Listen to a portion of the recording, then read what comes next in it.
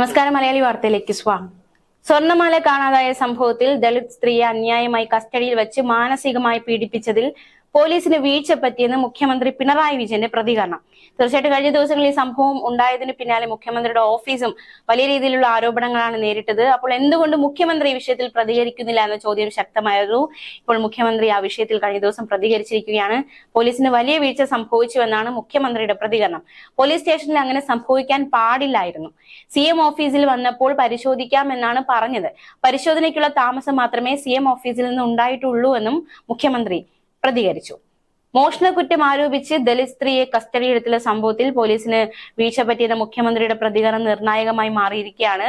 എന്തായാലും നടപടി സ്വീകരിച്ചിട്ടുണ്ടെന്നും ഈ മുഖ്യമന്ത്രിയുടെ ഓഫീസിൽ നിന്ന് ഒരു മോശമായ പെരുമാറ്റം ഉണ്ടായിട്ടില്ല എന്ന രീതിയിലുമാണ് മുഖ്യമന്ത്രി പ്രതികരിച്ചിരിക്കുന്നത്. അന്വേഷിക്കാൻ വേണ്ട സമയമേ എടുത്തുള്ളൂ, അതിനു വേണ്ടിയിട്ടുള്ള നടപടി ഉണ്ടായി, കേസ് ഒഴിവാക്കണമെന്നായിരുന്നു ബിന്ദുവിന്റെ മറ്റൊരാവശ്യം.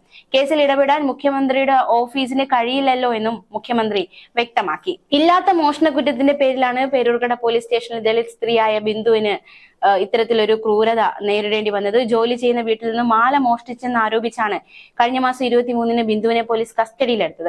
കുടിക്കാൻ വെള്ളം പോലും നൽകാതെ 20 മണിക്കൂറോളം ക്രൂരമായ ചോദ്യം ചെയ്യൽ നടന്നു. മോഷണക്കുറ്റം സമ്മതിച്ചില്ലെങ്കിൽ പെൺമക്കളെ കേസിൽ കൊടുക്കുമെന്നായിരുന്നു ഭീഷണി. ചട്ടങ്ങളും മനുഷ്യാവകാശങ്ങളും കാറ്റിൽ പറത്തിയായിരുന്നു ഒരു രാത്രി മുഴുവൻ ബിന്ദുവിനെ സ്റ്റേഷനിൽ നിർത്തി അധിക്ഷേപിച്ചത്. എന്നാലും കഴിഞ്ഞ ദിവസം ബിന്ദു ഈ വിഷയവുമായി ബന്ധപ്പെട്ട് മലയാളി വാർത്തയോട് പ്രതികരിച്ചിരുന്നു. ബിന്ദുവിന്റെ പ്രതികരണം ഒരിക്കൽ കൂടി കേൾക്കാം. ഈ സംഭവവുമായി ബന്ധപ്പെട്ട് ഏറ്റവും ഒടുവിലായിട്ട് ഓമന ഡാനിയലിനെതിരെയാണ് ഇപ്പോൾ നീക്കം നടത്തിയിരിക്കുന്നത്. എന്തുകൊണ്ടാണ് അങ്ങനെ ഒരു നീക്കത്തിലേക്ക് അവർക്കെതിരെ കേസ് കൊടുക്കാം എന്നൊരു തീരുമാനത്തിലെത്തിയത്? കേസ് കൊടുത്തേ മതിയാവും. ഇതുവരെ അവരെ പേരിൽ കേസ് കൊടുത്തിട്ടില്ല. ഇനി കേസ് കൊടുക്കണം. കേസ് കൊടുക്കാതിരിക്കാൻ പറ്റത്തില്ല. കേസ് കൊടുത്തേ മതിയാവും. കാരണം അവരാണ് എന്നെ എത്രത്തോളം എത്തിച്ചത്. അപ്പോൾ ആ വീട്ടില് എത്ര ദിവസമായി ജോലിക്ക് പോയി തുടങ്ങിയിട്ട്? ഒരുപാട് ദിവസമായിട്ട് പോകുന്നതാണോ അതോ ഇപ്പൊ പോയതാണോ? എങ്ങനെയായിരുന്നു ആ വീട്ടിലേക്ക് എത്തിപ്പെട്ടത്? ആ വീട്ടില് 3 ദിവസം ഞാൻ പോയുള്ളൂ. 14-ാം തീയതി, 16-ാം തീയതി, 19-ാം തീയതി ലാസ്റ്റ് പോയതാണ്. 19-ാം തീയതി പിന്നെ പിറ്റേ ആഴ്ച പോകണമെന്ന് വിചാരിച്ചിരിക്കായിരുന്നു. അപ്പോഴാണ് ഈ സംഭവം ഉണ്ടായത്. ഇപ്പൊ ഡയറക്റ്റ് വിളിക്കായിരുന്നോ അതോ ഏജൻസി വഴി എത്തായിരുന്നോ ആ വീട്ടിലേക്ക്?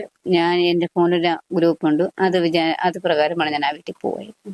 ഇപ്പൊ ഈ ഓമന ഡാനിയലിന്റെ മകള് അല്ലെ, അപ്പോ ആ കുടുംബത്തിനെതിരെയുള്ള ആരോപണം എന്താണ് തോന്നുന്നത്? ശരിക്കും ഇതൊരു ഗൂഢാലോചനയാണെന്ന് തോന്നുന്നുണ്ടോ? ഇത് അമ്മയും മക്കളുമായിട്ടുള്ളതാണ് എനിക്ക് തോന്നുന്നത്. അല്ല, ഇവരെ മാത്രമല്ല, ഈ അമ്മയും 2 മക്കളും ഇതിൽ പങ്കെന്നാണ് എനിക്ക് തോന്നുന്നത്. ശരിക്കും ആ മാല ചവറ്റുകുട്ടിന്ന് കിട്ടുന്നു എന്നറിഞ്ഞത് എപ്പോഴാണ് ശരിക്കും ചേച്ചി അറിഞ്ഞത്? ഞാൻ ഈ സമയം വരെ മാല എവിടുന്ന് കിട്ടിയെന്ന് അറിഞ്ഞിട്ടില്ല. എന്റെ അടുത്ത് ആരും പറഞ്ഞിട്ടില്ല. ഞാൻ ഈ സമയം വരെ മാല എവിടുന്ന് കിട്ടിയെന്ന് ഞാൻ അറിഞ്ഞിട്ടില്ല. അപ്പോൾ ശരിക്കും അന്ന് 23-ാം തീയതിയാണ് ഈ സംഭവം നടക്കുന്നത്. എന്താണ് അന്ന് സംഭവിച്ചത്? ജോലി കഴിഞ്ഞ് ബസ് സ്റ്റാൻഡിൽ എത്തുന്നു. അപ്പോൾ എന്താണ് അവിടെ മുതൽ സംഭവിച്ചത്? ബസ് എത്തുമ്പോൾ എനിക്കൊരു കോള് വന്നു. ഫസ്റ്റത്തെ കോള് ഞാൻ എടുത്തില്ല.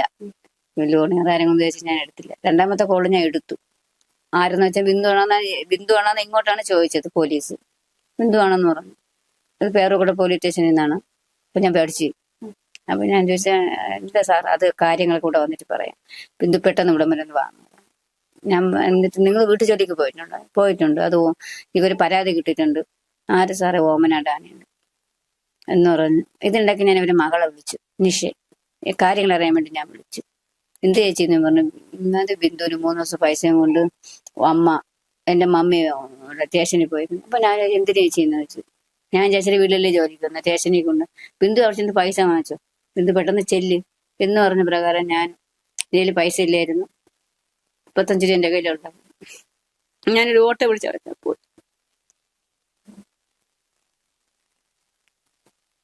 ഞാൻ അവിടെ ചെന്നപ്പോ SI എടുത്തിരിക്കുന്നത്. അങ്ങനെ ചോദിച്ചു. ഞാൻ SI ചോദിച്ച് ഒരു മാല എടുത്തേക്ക് കൊടുക്കണം. ഞാൻ പറഞ്ഞു, മേഡം സാറിന്റെ മാല എടുത്തിട്ടില്ല, ഞാൻ ആരെയും മാല എടുത്തിട്ടില്ല.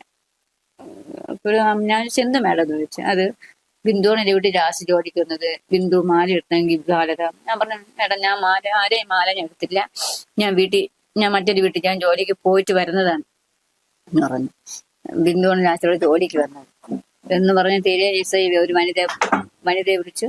പിന്നെ റൂമിൽ കൊണ്ട് എന്റെ ടോപ്പെല്ലാം മാറ്റി എന്നെ പരിശോധിച്ചിട്ട് മാലയില്ല. എന്റെ ബാഗെല്ലാം പരിശോധിച്ചു. അതിനകത്തൊന്നുമില്ലായിരുന്നു. എന്നിട്ട് വേറൊരു പോലീസിനെ വിളിച്ചു. റൂമിൽ കൊണ്ടുപോയി എന്നെ ചോദ്യം ചെയ്തു. അതിനുശേഷം വെളിയിൽ കൊണ്ടുവന്നു. അപ്പൊ എന്നെ SI റൂമിലോട്ട് വിളിച്ചിട്ടാണ് SI എന്നെ ചീത്ത പറഞ്ഞു. അങ്ങോട്ട് നീങ്ങുന്നില്ലടി എന്ന് പറഞ്ഞാണ് എന്റെ മുഖത്ത് നോക്കി പച്ച ചീത്ത പറഞ്ഞു. ഞാൻ പോയി ചീത്ത കേട്ടപ്പോ ഞാൻ പേടിച്ചു. അതിനുശേഷം വെളിയിൽ ഇറങ്ങിയിട്ടാണ് പിന്നെ ഇപ്പുറത്തെ റൂമിൽ കൊണ്ടുവന്നാണ് എല്ലാവരും ഇങ്ങനെ അങ്ങ് മാനസികമായിട്ട് മാല ഇടുന്നല്ലാതെ വേറെ ഒന്നും അവര് പറയുന്നില്ല. മാല കൊടു എന്ന് പറഞ്ഞാണ്. എന്നുവെച്ചാൽ ഞാൻ നടക്കുക ഇവര് ചുറ്റാകാൻ മാല കൊടുങ്ങുമ്പോ ഞാൻ ചെയ്യാത്തൊരു കുറ്റമാണ്. എന്നിട്ട് 8 കൂടിയാണ് എന്നെ ഇവിടെ കൊണ്ടുവരുന്നത്. അതിനിടയ്ക്ക് എന്റെ വീടുമായി ബന്ധപ്പെടാൻ ഈ പോലീസന്മാർ എന്നെ അനുവദിച്ചില്ല. ഒരു കോള് ചെയ്യാൻ പറഞ്ഞിട്ട് പോലും ഈ പോലീസന്മാർ എന്നെ വീട്ടിൽ വിളിച്ചു പറഞ്ഞിട്ടില്ല. എന്നിട്ടാണ് ഈ ഓമന ഡാനിയിലും മകളും നിർദ്ദേശമാണ് ഞാൻ ഇവിടെ എന്നെ രാത്രി ഇവിടെ എവരെ കാറിലാണ് ഈ 4 പോലീസന്മാരും യൂണിഫോമത്തിലല്ലാത്തവർ എന്നെ ഇവിടെ കൊണ്ടുവന്നപ്പോ എന്നെ ചേട്ടനും മക്കളെല്ലാരും അറിയുന്നത് ഇങ്ങനെ ഞാൻ സ്റ്റേഷനിലാണ്. അന്ന് എത്ര മണിക്കായിരുന്നു പോലീസ് സ്റ്റേഷനിൽ എത്തിയത്? തിരിച്ചു 9:30 എത്തിയ സമയം പോലീസ് സ്റ്റേഷനിൽ വിളിപ്പിച്ച സമയം എപ്പോഴായിരുന്നു? 3:30 മണിയാകും. 4 മണിയാവും. 4 മണിക്കാണ് ഞാൻ അവിടെ എത്തിയത്. ഞാൻ സമയം നോക്കിയില്ല. 3:30ക്കാണ് എനിക്ക് ബസ്. ഇച്ചിരി കൂടെ കഴിഞ്ഞാൽ ഞാൻ ബസ് കയറി വന്നേ. അപ്പോ തിരിച്ച് വീട്ടിലെത്തിയത്, അതായത് പോലീസ് സ്റ്റേഷനിൽ നിന്ന് വിടുന്നത് എപ്പോഴായിരുന്നു? 24-ാം തീയതി 12 മണിക്ക്. അപ്പൊ അത്രയും മണിക്കൂർ അവിടെ സ്റ്റേഷനിലായിരുന്നു. അപ്പൊ ഇതിനിടയ്ക്ക് ഫുഡും വെള്ളം ഒന്നും ആഹാരമൊന്നും തന്നിട്ടില്ല. പിറ്റേന്ന് പകലായിട്ടൊന്നും തന്നില്ല. നേരം എടുത്തിട്ട് ഒന്നും ഒരു മേടിച്ച് തന്നില്ല. ചോദിച്ചിട്ടുമില്ല ആഹാരം വേണമെന്നും ആരും പോലീസുമാർ ആരും എന്നോട് ചോദിച്ചിട്ടില്ല. അപ്പോ വെള്ളം വേണമെന്ന് പറഞ്ഞപ്പോ ടോയ്ലറ്റ് പോയി എടുത്തു. അത് ശരിക്കും പ്രസിഡന്റ് എന്ന് പറയുന്ന ഒരു ഉദ്യോഗസ്ഥൻ. ഈ വനിതാ പോലീസ് ഉദ്യോഗസ്ഥർ എങ്ങനെയായിരുന്നു പെരുമാറിയത്? അവര് ചീത്തയൊന്നും പറഞ്ഞില്ല. എങ്കിലും അവരിപ്പോ സപ്പോർട്ട് നിന്ന് ചീത്തയൊന്നും അവര് പറഞ്ഞിട്ടില്ല. എടുത്തെങ്കിൽ മാല കൊടുക്കണം ബിന്ദു എന്ന് മാത്രമേ അറിയാം. അവർക്കറിയാം ഇത് കള്ളക്കേസ് ആയതുകൊണ്ട് നാളെ അവർക്ക് മേൽ പ്രശ്നം വരുമെന്ന് അവർക്കറിയാം. അതുകൊണ്ടാണ് അവര് ആ ഒരു പിന്നെ ഈ പോലീസുകാരെ ഇവിടുന്ന് എന്നെ കൊണ്ടുപോയി ഭയങ്കരമായിട്ട് എന്നെ ചീത്ത വിളിച്ചു. അറ്റം വരെ എന്നെ ചീത്ത വിളിച്ചു ഒരു പോലീസുകാരെ. പേരെനിക്കറിയില്ല, ആളെ കണ്ടാലറിയാം. എന്നിട്ട് അവിടെ ചെന്ന് 9 കൂടി അവിടെ എത്തിയിട്ട് വീണ്ടും സ്റ്റേഷൻ റൂമിൽ കൊണ്ടുപോയ സമയത്താണ് ഈ പോലീസുകാരെ എന്നെ അടിക്കാൻ വേണ്ടി വരുന്നത്. പിന്നെ ഭയങ്കരമായി ചോദ്യം ചെയ്തിട്ട് വെളിയിൽ വന്ന് ശശിങ്ങേര് ബാഗ് എടുത്തിട്ടുണ്ട് ഇങ്ങനെ അങ്ങ് പോയി. പിന്നെ ഞാൻ ഇറങ്ങുന്ന സമയം ആ പോലീസ് സ്റ്റേഷനിൽ അങ്ങനെ വന്നിട്ടില്ല. അപ്പോ ഈ ഓമന ഡാനിയല് അന്ന് ശരിക്കും സ്റ്റേഷൻ ഉണ്ടായിരുന്നു. അതിനുശേഷമാണ് അവര് വീട്ടിലേക്ക് പോയത്. എന്നെ ഇങ്ങോട്ട് കൊണ്ടുവന്ന സമയത്ത് അവര് അവിടെ ഉണ്ടായിരുന്നു. അതിനുശേഷമാണ് അവര് വീട്ടിലേക്ക്. അവർക്കെതിരെയുള്ള ഒരു പരാതി ഇപ്പോ കൊടുത്തിട്ടുണ്ട്. അപ്പോ അതില് എന്തെങ്കിലും അതിനുശേഷം അവരുടെ ഭാഗത്ത് നിന്ന് എന്തെങ്കിലും ക്ഷമാപണം അല്ലെങ്കിൽ എന്തെങ്കിലും സമ്മർദ്ദം പിൻവലിക്കണം അങ്ങനെ എന്തെങ്കിലും നീക്കം ഉണ്ടായിട്ടുണ്ടോ? അല്ലെങ്കിൽ ക്ഷമാപണമെങ്കിലും ഉണ്ടായിട്ടുണ്ടോ? അങ്ങനെയൊന്നും ഈ സമയം വരെ എന്നെ വിളിച്ചിട്ടേ ഇല്ല. 23-ാം തീയതി സ്റ്റേഷനിൽ വെച്ച് കണ്ട അല്ലാതെ പിന്നെ ഇതുവരെ അവരെന്നെ വിളിച്ചിട്ടുമില്ല, സംസാരിച്ചിട്ടില്ല. പിന്നെ എപ്പോഴായിരുന്നു ഈ ഒരു മുഖ്യമന്ത്രിയുടെ ഓഫീസിലേക്ക് എത്തുന്നത്? എപ്പോഴായിരുന്നു ശരിക്കും? അത് 3-ാം തീയതി. 3-ാം തീയതിയാണ്. പിന്നെ പട്ടികജാതി കമ്മീഷൻ ഓഫീസർക്കും പരാതി കൊടുത്തു, DGPക്ക് കൊടുത്തു, ഇവിടെ മുഖ്യമന്ത്രിക്കും കൊടുത്തു. മുഖ്യമന്ത്രിയുടെ ഓഫീസിൽ ചെന്നപ്പോ അവിടെ ഇരിക്കാൻ പറഞ്ഞു. നമ്മള് ഇതൊക്കെ ഈ പേപ്പർ എടുത്ത് കൊടുത്തു.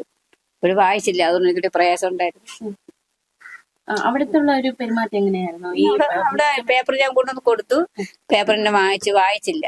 വായിക്കുമ്പോ ഒരു പ്രയാസം ഉള്ളത് കൊണ്ട് ഞാൻ കേസ് എന്തെന്ന് വെച്ചാൽ കേസിന്റെ കാര്യങ്ങളെല്ലാം ഞാൻ വ്യക്തമായിട്ട് പറഞ്ഞു. അപ്പോൾ പറഞ്ഞ് മാല മോഷണമായുള്ള കേസാണ് സാറേ എന്ന് പറഞ്ഞു.